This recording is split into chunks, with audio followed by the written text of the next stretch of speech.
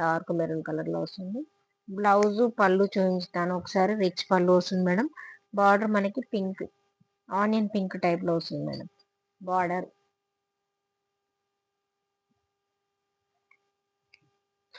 ఇదిగోండి, ఇది పళ్ళు. ఇది పళ్ళు మేడం.